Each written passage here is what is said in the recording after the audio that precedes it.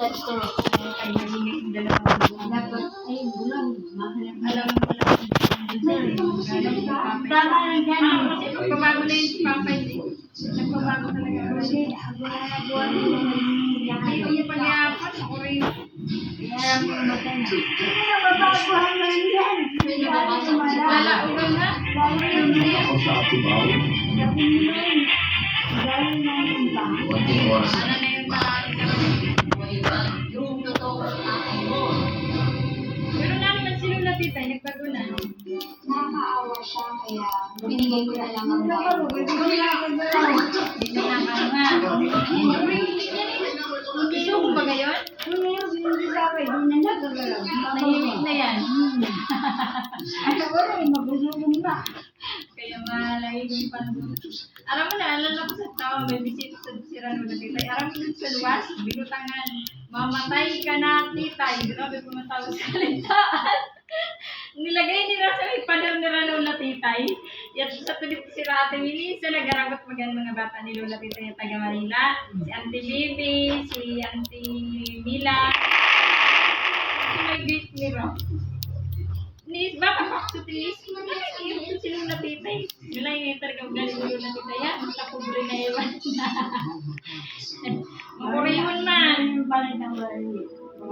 Moy na naman na nira papa niya. Makurihon. Mapray. Ito na lola binaya, yung luneta. Mama niya ta? Abot. Abot. May mga luneta. Abot ito. Makurihon. Lalo pa pag may kwarta, makurihon. Ang lola ba din niya, ang luneta? Tama yung silunod. Ano na, Ba't yung niisip ko? Nagdadak mo ako na kayo niisip yung silunod ito sa mga tao sa kanila. may makuriyo niya. May nakasulat talaga sa gate. Mamatay ka na, titay. Sabi ko. Nahugutun silunod ito. Pero sino nagsura? Naging mo, yung kamo.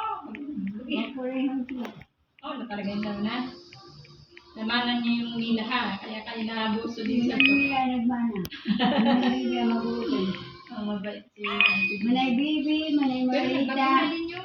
Manay Marita, Manay Pero Marita. pag titingnan mo sa Margita ang lecture ha. Manay Bibi, Manay Marita, Manay Los, Manay, Manay Melba. Ano ba? May mama, Manay Mamugal. Lang. May mo man sa itsura eh. Di ba? No? Sugod sila sa Nakapagli yan ito. Hindi mo ako sinungat.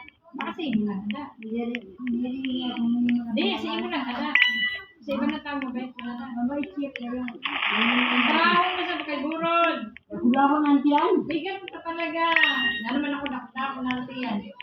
Namudit ka kay Albert. Pinakasan ko niya. Alam niya na niya. Ano yung kontraho ka na kay Burod? Pula ko dito na ako sa kanya. Pagod dito sa, di ba may chapel doon, hindi ka pa rin nakabot? May chapel doon. Doon ako mamampas na ako sa bulan. Binitan ako sa doon. Makadesign ako dito. Pero titingnan mo yung itsura niya, talaga may sobrang. Ang nagkakatunggo sa Rabungbong, ang bata ni Manay Titi, kilala mo yan, ang kamangon niya amihan sa ama. Ang kamangon niya amihan, pinili si amihan. Anong bata niya ni ano? Ang kamangon pa, ang mga yan ng blaso.